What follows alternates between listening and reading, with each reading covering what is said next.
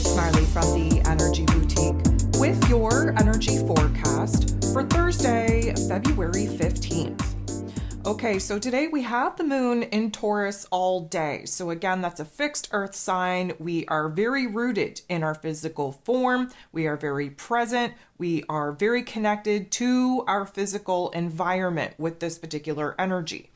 We're also very connected to wanting to keep things the same, which again, leaning into what is tried, tested, and true, what is comfortable, what is familiar, does kind of help us stabilize in our emotional realm. However, we're in a time of pressurized change. And although we are in this change where we have to adjust, where we have to really transform particular areas of our lives, starting with the version of ourselves that we're now anchoring in, we can have a tough time really seeing where it is that we do have to break away from the old, especially old routines, old relationships, old ways of making money, in order for us to adopt some new habits, some new routines. So there is a push and pull with the moon in Taurus, especially being in Aquarius season, which of course is visionary, pushing us to do better, to be progressive, to innovate, to really see where we can overall improve some serious situations in our lives. Now, today is also the last day that Venus, who happens to rule over the Taurus energy that the moon is in, will be in Capricorn energy. We have Venus moving into Aquarius energy here tomorrow, which just happens to be the first quarter moon taking place in Taurus as well. Again, I'm going to take this moment to encourage you to take a listen to the February energy forecast, giving you an overview of these particular energy shifts and what that actually means for us. Typically speaking, when we're nearing the end of a sign, we feel the intensity, we feel the pressure. And considering the fact that Venus, the goddess of love, beauty, worth, pleasure, and money, taking a very logical, practical, long-term, business-minded approach to her affections, to her heart space, to her happiness, her pleasure, her joy, her safety, her security, her stability in this Capricorn energy, we, for the most part, have been illuminated to what is kind of holding us back, what is keeping us kind of stuck in a holding pattern, what it is that we do not want to continue to build upon and pour into, moving into futuristic realms. And therefore, when Venus shifts into Aquarius energy, we are going to really see where it is that we need to break free, liberate ourselves, free ourselves from some of the blockages, obstacles, restrictions that are very much in our face since Venus has been moving through the Capricorn energy. We also need to take into consideration that when Venus moves into this Aquarius energy here tomorrow on Friday, February 16th, we are already going to be within orb of having Venus and Pluto pop off. Again, this is the first time they've met up in Aquarius energy in like 240 something years. We just had Mars do a dance with Pluto, again, 240 something years between these particular transits. It is definitely a time for major change here in the collective. And so this particular energy, as we build throughout the day here today, is definitely going to put us in a different frame of mind, seeing our heart space, seeing our head space, our physical realm, our options, our opportunities from a totally different perspective. So there's definitely a lot going on here today. With that being said, there are 10 different aspects taking place here today. 7 of them are going to involve the moon. The moon in Taurus energy going to come up to bump into, team up with Jupiter.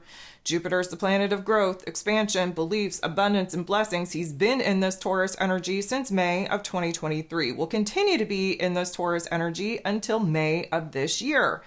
This is a renewal point. We've been talking about how when planets come together, it's a reset, renewal. It is just as much of an ending as it is a beginning.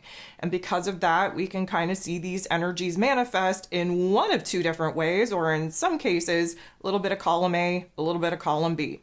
Now, the ending point here is that emotionally speaking, we're taking a good look at the realm, at the reality, at the situation, at the circumstances in which we've already built. And again, understanding that we're currently in the realm reality that the old version of self has built. Well, we've kind of anchored in this new version of self. We're still kind of strengthening in that new version of self, but we're realizing that we're no longer in alignment with a lot of the things that the old version of self had created in the world in which we're now taking a good look at, and we're recognizing we've kind of outgrown.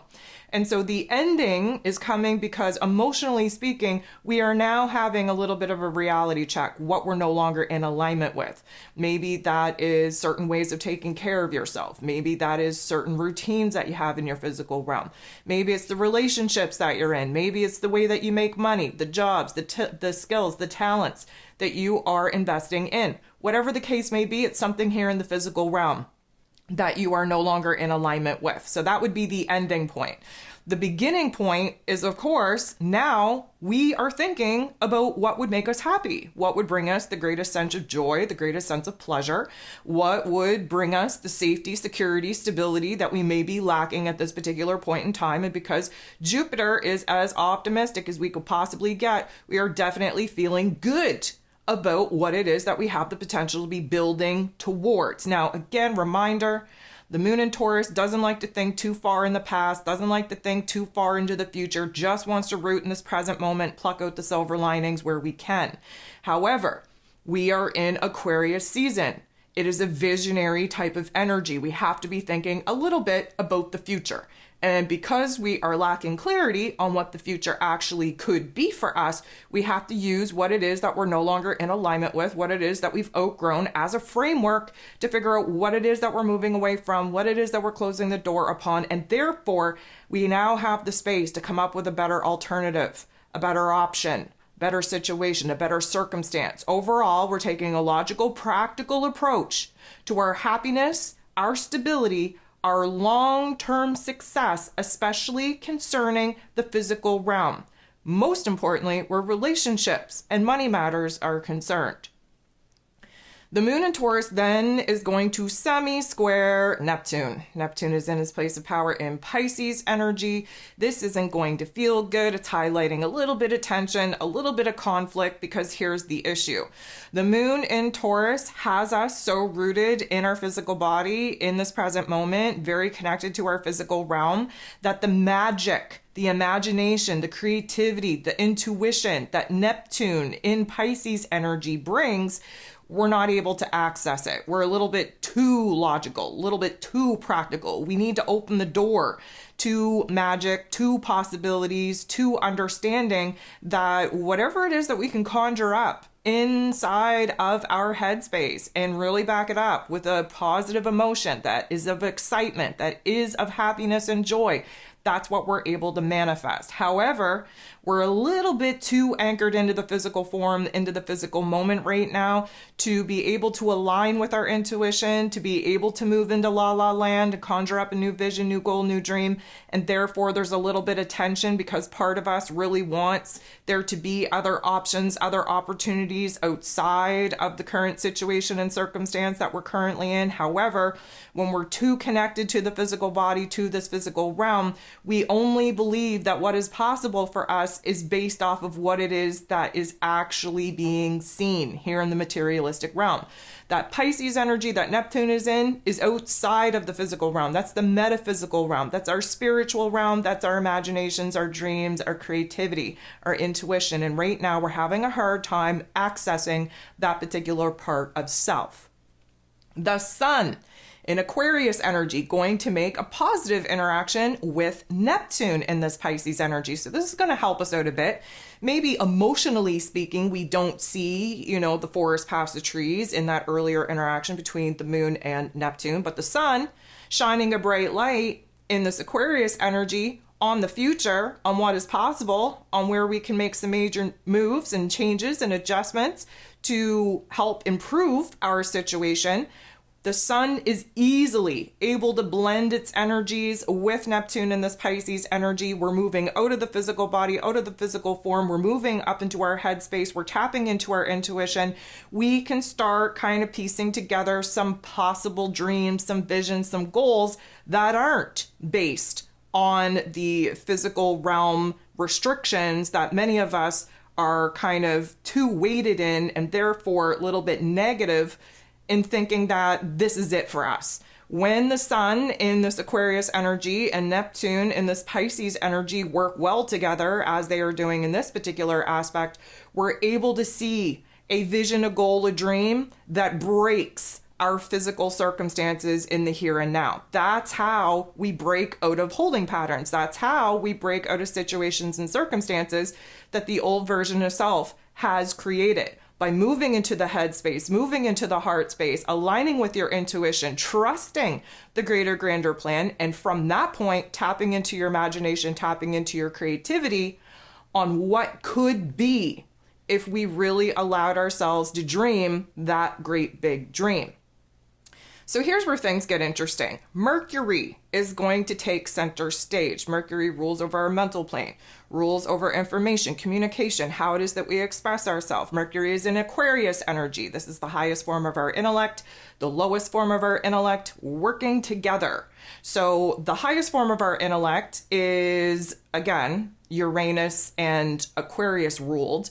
The lower level of our intellect is Mercury and, let's say, Gemini/Virgo ruled, and they're working together. So not only are we tapping into visions, dreams, imagination, not only are we really processing where it is that we could do things better, where it is that we can improve, but the lower level intellect is still grounded in logic and practicality, really planning, strategizing how it is that we're going to get from point A to point B. So Mercury, first of all, is going to sextile with Chiron, the wounded healer, in this Aries energy. A sextile is a harmonious interaction, so this is going to bode very well for us. What this is going to do is, first of all, it's going to open up our eyes to see ourselves in a favorable light. There's healing going on, there's growth going on, there's repairment going on, especially with how it is that we see ourselves, especially this new version of self. We're building, we're strengthening how it is that we are feeling in this new version of self. We are seeing things differently. Now, this could also open in our inner dialogues a healthier narrative where we are more encouraging, more supporting of ourselves. We could also find ourselves in situations and circumstances with other people where we can open a very healthy dialogue, where we are being heard in the way that we want to be heard, where we are delivering matter-of-fact statements about our thoughts, about our ideas, about our feelings, and they're well received by whoever it is that we're sharing these particular concepts with. This is going to really push us into a situation where now we're sharing some of the inner realm thoughts, ideas, and epiphanies to the outside world, whoever that may be. Now, a couple of hours later, Mercury is going to sextile another very harmonious interaction with the North Node in Aries energy. Again, Chiron, the North Node, they're very close with each other in this Aries energy. The North Node is our soul path, our destiny points, the path that we need to get on to reach our soul's mission, our soul's potential. And right now, this particular interaction is showing us where we have to get into problem-solving mode. We know the issues, right? We've been sitting, especially through Capricorn season that we just moved through, especially with all the personal planets in that Capricorn energy that are now moving into the Aquarius energy. We know what the problem is. We know where the blockages are. We know what the challenges are. We know where it is that we're feeling held back. What is holding us back? Who is restricting us? Where our mental narrative is restricting us? Where our emotions are holding us back? We know the problem. The Aquarius energy that Mercury is currently in, and of course we're in Aquarius season, the Aquarius energy is attempting to free us from the problems that we've already identified. The Aquarius energy, we're able to act as the observer, see our lives from a bird's eye view. Therefore, have a lot more creative problem-solving solutions than we would have had being too close to the issue, too close to the problem, if you will. So having this particular energy kind of double up back to back, this is a very good energy for us to have some aha moments and share those aha moments if we're in the circumstance, the situation to do so. We are definitely going to get to the bottom barrel of the issue here today. We are going to come up with some creative solutions that maybe we are going to have to take some time to kind of explore and research, but nonetheless, we have little bits, little tiny glimmers, if you will, of some ideas that we haven't had thus far that will help free us from some of the problematic situations and circumstances that we've already identified. So that is a beautiful energy for us. Now, the moon in Taurus is then going to make a positive interaction with Chiron and then with the North Node. So this is like a repeating pattern. Mercury sextiles these particular, let's call them, active planet points. Of course, Chiron is a planetoid, an asteroid with enough oomph to it to actually have their energy impact Earth. And the North Node technically is a mathematical calculation based off of the nodes of the moon at this particular point in time. But let's just call them very important points in the zodiac wheel in the chart. Mercury did its thing, very positive interaction. The moon in Taurus is now going to interact with Chiron, with the North Node in a different way. This isn't a sextile, but it's still a positive interaction. And so we have the grounded, logical, practical standpoint from, especially emotionally speaking, with the moon being in Taurus energy, that when we interact with Chiron, the wounded healer, in a positive way, because this is a positive way, we're tapping more into the healing than we are into the wounds.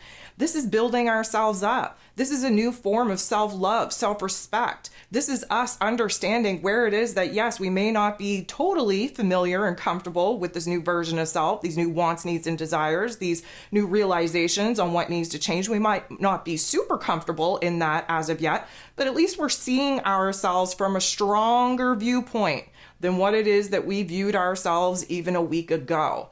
And then the moon interacting with the North Node in Aries energy, we are taking a logical, practical approach to what it is that we could change, we could adjust. And again, Earth energy, a fixed Earth energy, we don't want to make any changes now. We want to resist making any kind of changes now, but we're willing to think about it. We're willing to feel our way through what we could possibly change or make adjustments to.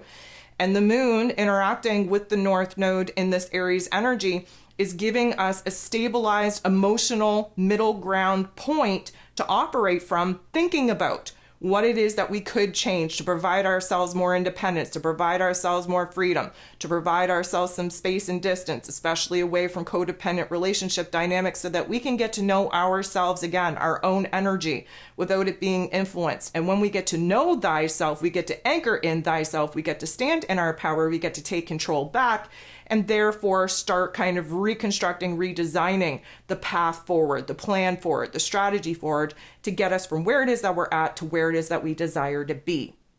So after all of that loveliness, Mercury did his thing. Now the moon and Taurus did their thing as well.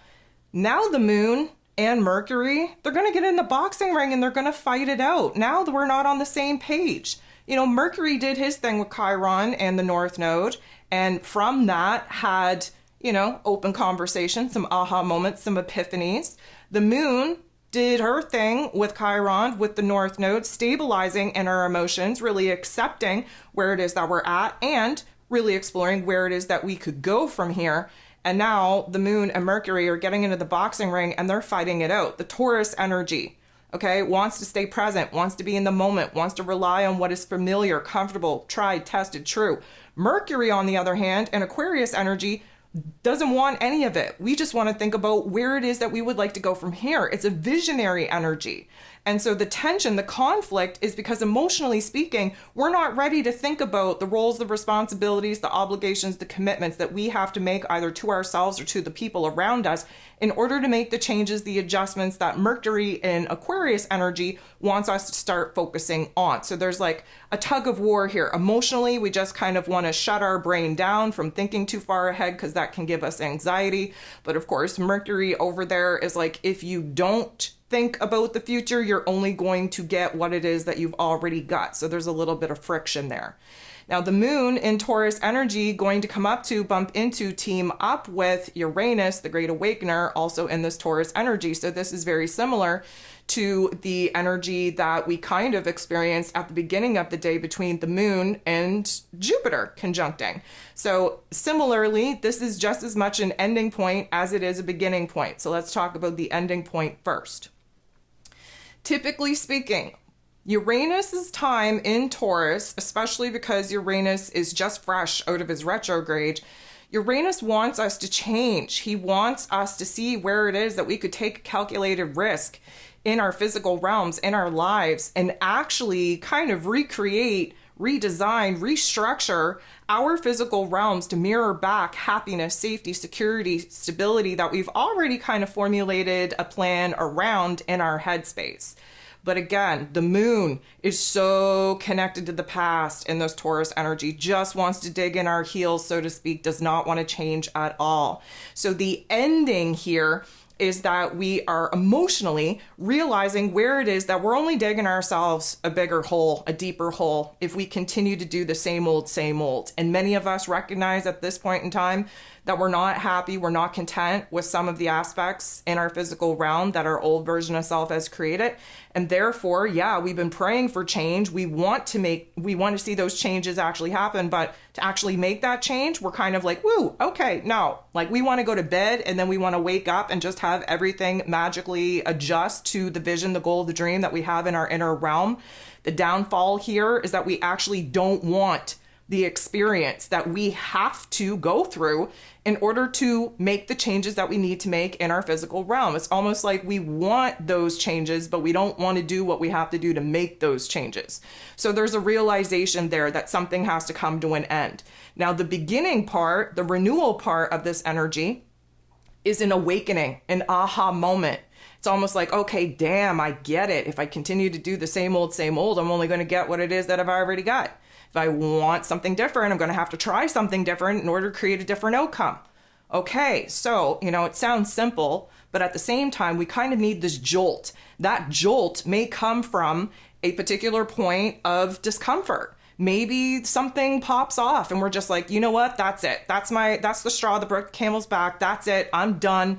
I will do it. Scared as F. If it means that I break away from the current situation, the current circumstance, I don't want this repeating pattern. I don't want to live this same day over again. This is the aha moment. This is the awareness. This is the epiphany. Now, this is going to jolt us. Again, Uranus is like a lightning bolt, and into the physical form that the moon in Taurus is currently in. This is going to send a jolt of anxiety, of excitement, of anticipation, some sort of very intense emotion through our physical form.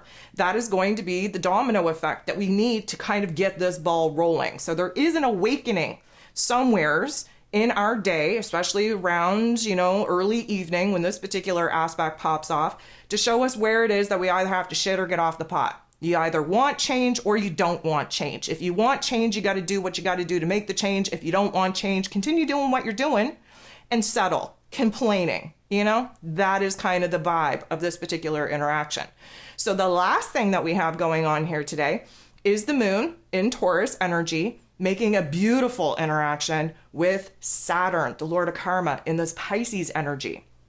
So again, reminder, Mr. Saturn, yes, he's the Lord of Karma, but he rules over roles, responsibilities, systems, structures, foundations, willpower, discipline. In this Pisces energy, we've been all going through a very tough love life lesson on where it is that some outdated old belief systems have got to go, because that particular belief system has reached its maximum potential. It's created the realm, the reality in which you're currently living in. And I can kind of, speak for all of us to say that there is a particular point in our physical realms right now that we just cannot sustain. We do not want to see this continue onward, continue forward. But the belief system that we need to have within ourselves to understand that we're in control, we're in power. We have the ability, based off of what we believe in, based off of our willpower, based off of our own discipline, we have the ability, we have the power to boss up at any point in time.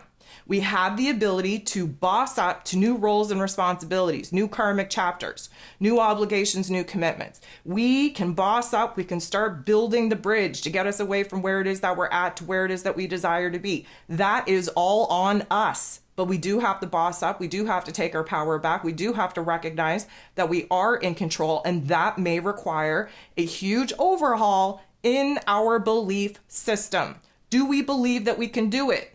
Do we believe that we deserve it? Do we believe that we are worthy of it? That all comes down to our individual belief system and the structure that we are going to either align with or not align with to build something better out of our current circumstances.